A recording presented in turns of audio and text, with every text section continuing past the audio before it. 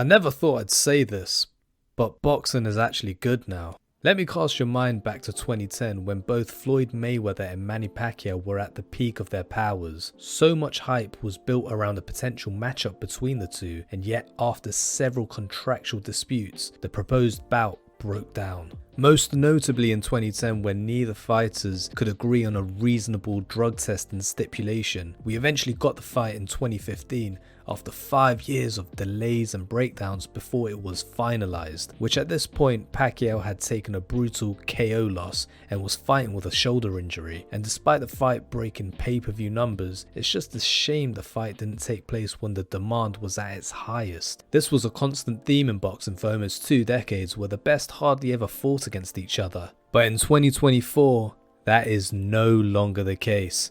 The Saudi influence on boxing has transcended the sport. For those that aren't aware, the Kingdom of Saudi Arabia used their sovereign wealth fund to invest in multiple sporting ventures, which include sports teams, professional wrestling shows, and of course boxing super fights. This has resulted in massive interest in specific sports in Saudi Arabia, although not to the liking of sports fans around the world. For instance, female professional wrestlers having to cover up during shows was not popular amongst wrestling enthusiasts, and crowds in Middle Eastern venues have been described as being lackluster and devoid of the atmosphere you would generally see in the US and Europe. However, despite these criticisms, the Saudi investments have eliminated the obstacles that have historically proven to be a major barrier to these super fights being made. For instance, boxers would be unwilling to risk their undefeated record if they weren't paid a king's ransom, while the Saudis are more than happy to compensate fights as well. So boxers and promoters are willing to take on risky fights for a once-in-a-lifetime humongous payday. But why are the Saudis investing so much in boxing and sports as a whole?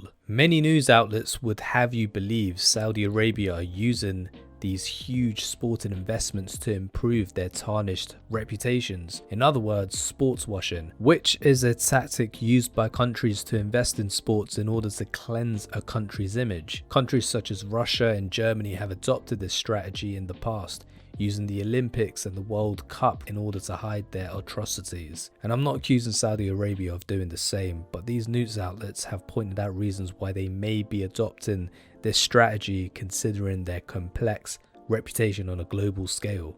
But another factor as to why they are investing so heavily into sports is the Saudis' history of being overly reliant on lucrative natural resources, namely crude oil. As many of you will know, Saudi Arabia have been able to gain huge amounts of wealth due to selling oil without the need to innovate in other areas. However, as the world switches to more sustainable resources, the Saudis are seeking out ways to stay relevant on an international stage, which is where these huge investments in sports are coming in from, because by doing so, they can continue to exert their influence across the world. Now that I've got the geopolitics out of the way, I do believe when it comes to boxing, there is one guy who has genuine love for the sport and wants to use his wealth to improve boxing and make the big fights happen.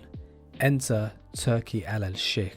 Turki Al-Sheikh is the chairman of the General Entertainment Authority of Saudi Arabia. This position gives him significant influence and decision-making power in the entertainment sector, including boxing. As such, he also has access to Saudi's substantial financial resources to invest in boxing, and this financial prowess has allowed Al-Sheikh to exert tremendous negotiation power to secure these big fights. But more importantly, it's not just a business venture for him. Al-Sheikh actually wants to make these fights. It's been well reported that he is a massive boxing geek, which he clearly demonstrates when speaking at press conferences and in interviews. This boxing superfan has made a huge impact on boxing in such a short amount of time. For instance, there were so many stumbling blocks getting the Fury vs Usyk fight to finally take place, namely because of Fury's ridiculous financial demands, which the Saudis agreed to. A few years ago, I would not have been able to see Fury signing the dotted lines, as he seemed content with his fight purse against low-level opposition.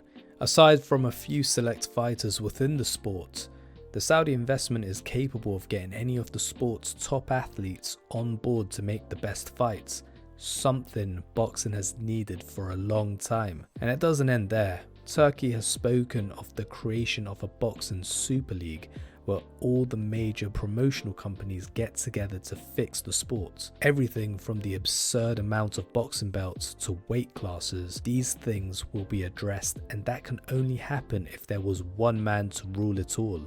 It's evident that Saudi Arabia will continue to invest in boxing for the foreseeable future.